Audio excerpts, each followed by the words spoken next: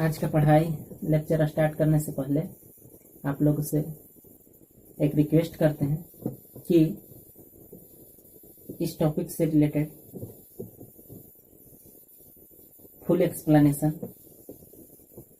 और अच्छा तरह से समझना है तो एम्स क्लासेज पे अपलोड सभी वीडियो को शुरू से अंत तक ध्यानपूर्वक देखिएगा, क्योंकि कुछ पॉइंट हो सकता है वीडियो के बीच में भी कहा जा गया होगा, तो इसलिए सभी वीडियो को शुरू से अंत तक ध्यानपूर्वक देखिएगा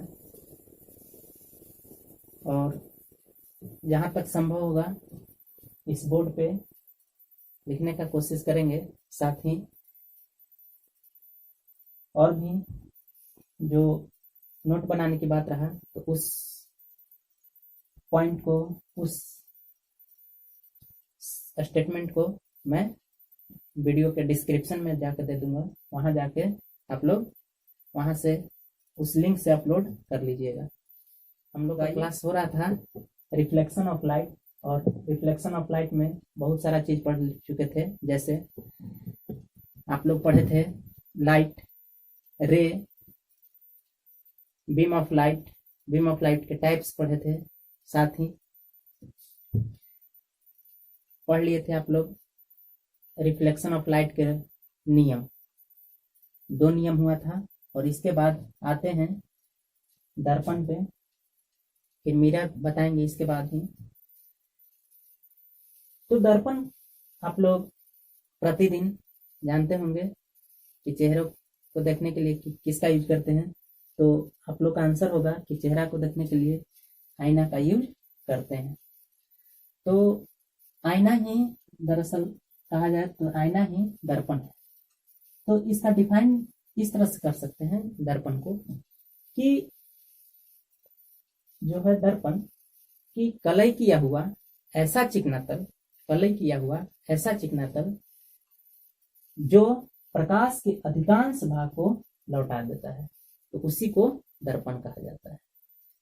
जैसे आईना जो होता है, क्या होता है कि उस पर जो भी लाइट पड़ती है, उसका जो पेंटिंग किया हुआ रहता है, जो पोर्शन है ना, जैसे मान लीजिए कि इस तरह से जो है आईना का जो सतह है तो पेंटिंग किया गया है इधर से, तो उसका जो परावर्तक सतह होगा इधर होगा, जो कि पीछे भी वीडियो में मैं बता चुका था।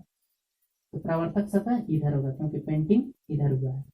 तो ये जो है तो कलई किया हुआ ऐसा चिकना तल जो प्रकाश के अधिकांश भाग को लौटा देता है, यानी इधर से क्या होगा, इस सतह से, यानी जिधर पेंट किया गया है उसके अपोजिट सतह से प्रकाश को लौटा देगा। तो ऐसा को बोला जाता है दर्पण। एक बार फिर से समझ लीजिए, कलई किया हुआ ऐसा चिकना तल जिसका जो प्रकाश के अधिकांश भाग को लौटा देता है। जैसे इसको भी मान सकते हैं, तो ये जो है अगर कलई इधर की ओर दिया गया तो प्रकाश जो है इधर से रिटर्न हो जाएगा, क्योंकि इधर से तो रिटर्न होगा नहीं, तो ऐसा को बोलते हैं। तो ये क्या बोला जाएगा कि दर्पण है।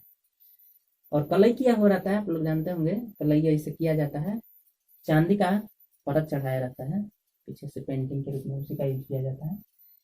एनीवे दर्पण भी बहुत सारे होते हैं, बहुत सारे इसका भी प्रकार है। तो जैसे समतल दर्पण हो गया, गोलीय दर्पण हो गया, परवलयीय दर्पण हो गया। तो चलिए इसका हम अब समझते हैं कि दर्पण का टाइप्स समझते हैं। दर्पण समझ लिए होंगे। दर्पण को 3 पार्ट्स में डिवाइड किया गया है, ठीक है। पहला है समतल दर्पण,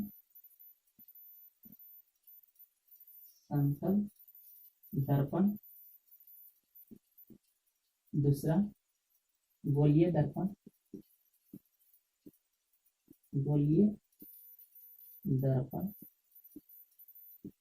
और तीसरा है आपका परवलयीय दर्पण।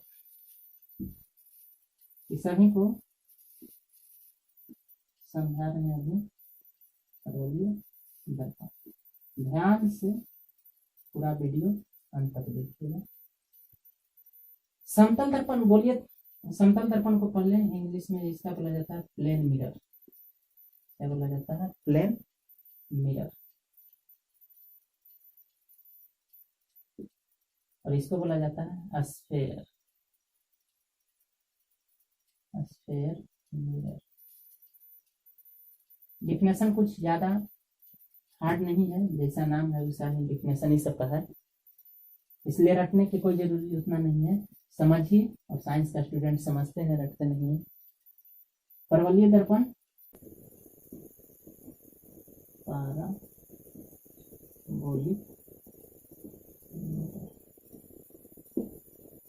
चलिए समझते हैं इसको। समतल, थोड़ा सा यह समझिए, गोलीय दर्पण को दो पार्टों में और डिवाइड किया गया है। पहला है उत्तल दर्पण, उत्तल दर्पण, और दूसरा है अवतल दर्पण, अवतल दर्पण। इसको इंग्लिश में बोला जाता है कन्वेक्स, कन्वेक्स मिरर, और इसको बोला जाता है कनकेव मिरर, कनकेव मिरर। चलिए इसको डिफाइन करते हैं। समतल दर्पण, तो वैसा दर्पण को समतल दर्पण बोला जाता है जिसका जो सतह है ना, परावर्तक सतह समतल रहेगा। बात समझ गए? बात जो भी है डिफिनेशन है तो उसका डिस्क्रिप्शन में मैं लिंक दे दूंगा, वहां से जाकर डाउनलोड कर लीजिएगा, है ना। यहाँ देखना तक संभव है, मैं लेक्चर में दूंगा। गोलीय दर्पण, वैसा दर्पण को बोला जाता है जिसका परावर्तक सतह है गोलाकार का, एक गोला की तरह, जैसे एक गेंद को मान सकते हैं, खोखला गोला कहा जा सकता है। समतल दर्पण का फिगर इस तरह से डिफाइन करते हैं, इसका परावर्तक सतह इधर होगा, आप लोग जाने थे, पीछे के वीडियो में बताए थे, पेंट किया हुआ रहता है, उसके अपोजिट वाला जो सतह होता है उसी को बोला जाता है क्या? परावर्तक सतह। तो इसका परावर्तक सतह इधर हो जाएगा, है ना, पेंट इधर किया हुआ है तो परावर्तक सतह इधर हो जाएगा, इसको परावर्तक सतह बोला जाता है। यानी जिस सतह से प्रकाश लौटती थी उसी को परावर्तक सतह कहा जाता है। ये हो गया आपका पेंट किया हुआ है, पॉलिश जिसको कहा जाता है, रंजित किया हुआ रहता है, पेंट किया हुआ सतह हुआ सतह। चलिए इसको समझते हैं। गोलीय दर्पण, वैसा दर्पण जिसका जो संपूर्ण एक गोला का भाग हो, यानी एक गोला हो, है ना, जिस सपोज दैट गेंद, और इसी से दो पार्ट, जो खोखला गोला है ना, इस तरह से रहता है, खोखला है, तो इसको क्या किया जाता है कि दो पार्ट में कट कर दिया जाता है ना। तो यहां से ही इस दोनों का डिफिनेशन हो जाता है।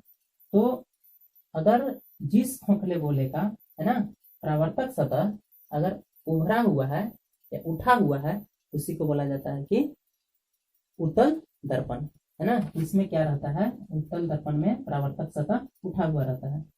लिख देते हैं, इसमें जो है, इसमें परावर्तक सतह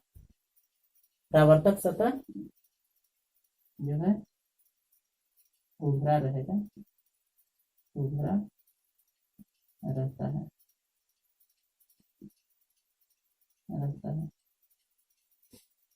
ठीक। और इसमें जो रहता है अवतल दर्पण में, तो इसका प्रवर्तक सतह धंसा रहता है ना, इसका उभरा तो इसका धंसा।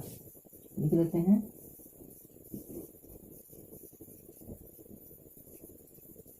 इसका यानी अवतल दर्पण का प्रवर्तक सतह, इसका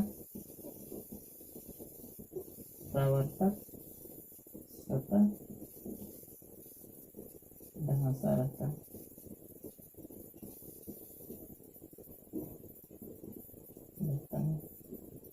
ठीक है,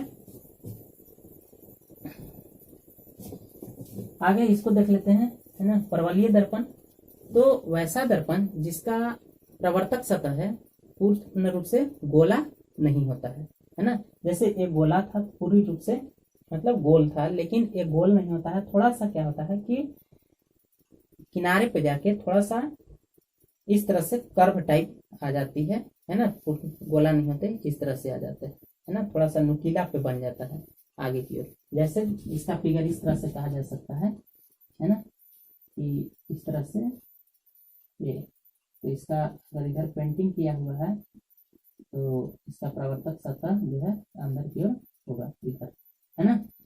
इसका फिगर अगर देखना चाहेंगे तो इस तरह से अगर है, इसका उभरा हुआ प्रवर्तक सतह है, यानी कहने का मतलब कि इधर इसका कलय किया हुआ रहेगा, तब तो इसका उभरा हुआ प्रवर्तक सतह होगा, है ना।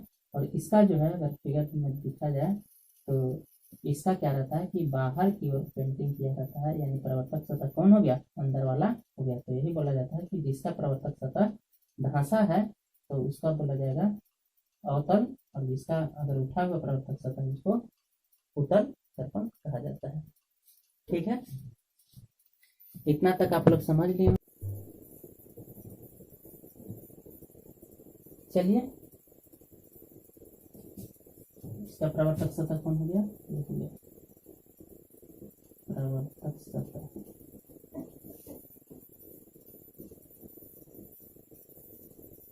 और इसका प्रवर्तक सतह ये हो गया।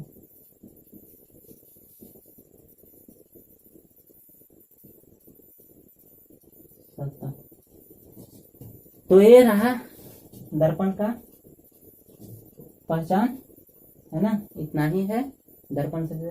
अब बात कर लेते हैं कि दर्पण तो पढ़ लिए, लेकिन दर्पण में अब इमेज किस तरह से बनता है वो देखेंगे।